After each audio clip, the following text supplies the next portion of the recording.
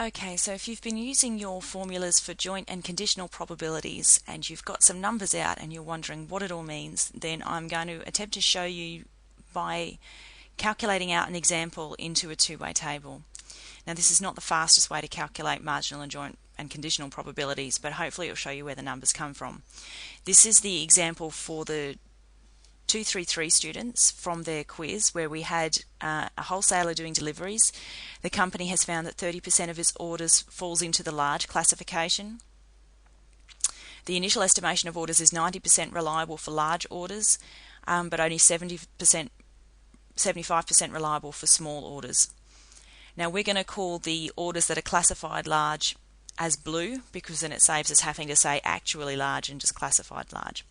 And we're going to pretend that we've got 500 parcels that are delivered and see what all the options are.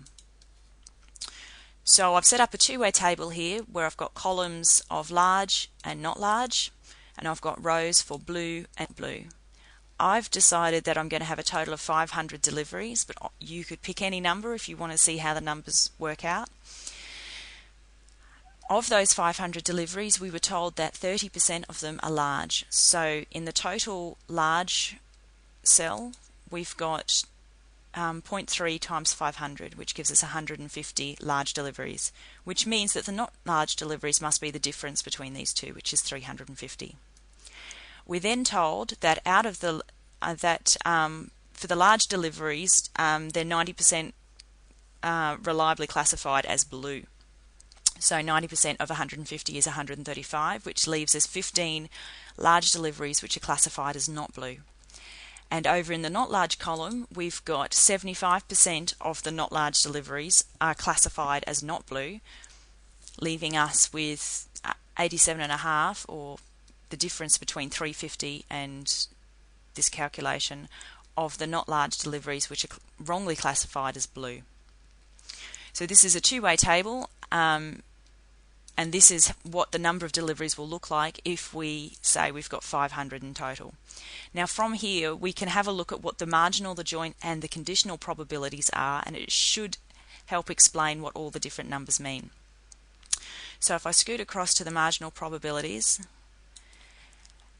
now I don't need any of the information inside the cell for the marginal probabilities. I literally just need the margins. So I just need the totals of the blue and the not blue and the large and the not large. So the probability of being blue is the total number of blue deliveries out of the total number of deliveries. So that's 222.5 out of 500. And similarly, the probability of being not blue is the total number of not blue deliveries out of the total number of deliveries. And then we can go down and do the columns too. So the probability of being large is 150 out of 500, and we were given this, so we would expect that to work out right. So we've got the probability of large is equal to 0.3, and then the probability of being not large is 350 over 500, which is 0.7. And both these column probabilities and these row probabilities are complementary, and they will add up to 1. So these are the total number of deliveries, because every delivery must be classified as blue or not blue. So these are the marginal probabilities. We can now go across and have a look at the information on the inside of the cell, and this will give us the joint probabilities.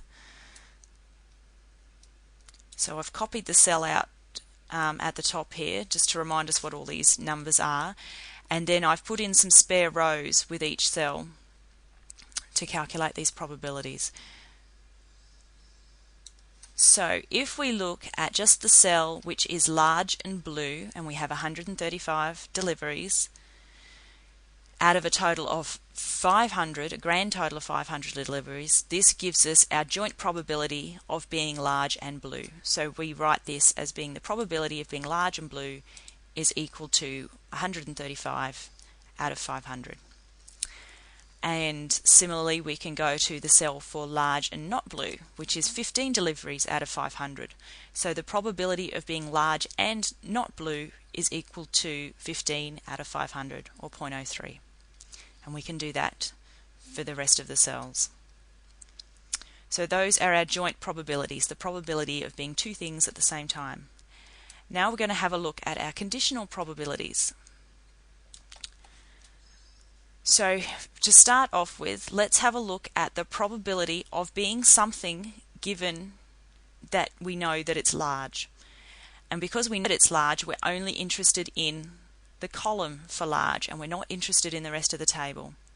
So I've copied out the column for large here, and we can work out the probability of being blue, given that we know it's large, is 135 out of 150, which is equal to 0.9, and we were given this in the information for the problem. And then the probability of being not blue, given that it's large, is 15 out of 150, which is 0.1. Similarly, if we want to work out the probability of being something, given that it's not large, we want only the not large column. So in the not large column, we had 87.5 deliveries that were blue. So the probability of being blue and not large is 87.5 out of 350. And the probability of being not blue, given that it's not large, is 262.5 out of 350. So here we can see the probability of being blue, given that it's not large, and the probability of being not blue, given that it's not large. And these will both add up to 1 or 100%, because that will add up to the total number of not large deliveries. So this is working down the columns. We can also look at conditional probabilities working across the rows. And this would be the probability of something given that we know that it's blue, or the probability of something given that we know that it's not blue. So if we look at the top row first, this is the probability that we know something is blue, and we had a total number of 222.5 deliveries that were blue. So the probability of being large, given that we know that it's blue, is 135 over that total. So that's the probability of L given B, and then the probability of being not large, given that it's blue, is 87.5 out of there. And then we can do the same thing for the probability of being something given that it's not blue, by just looking at the not blue row. So if you're a 233 student, this spreadsheet is up on the forum, and you can download it and play with it if you like. It's not the fastest way to work out probabilities. It's much faster just to use the formulas. But at least it shows you where all the numbers come from.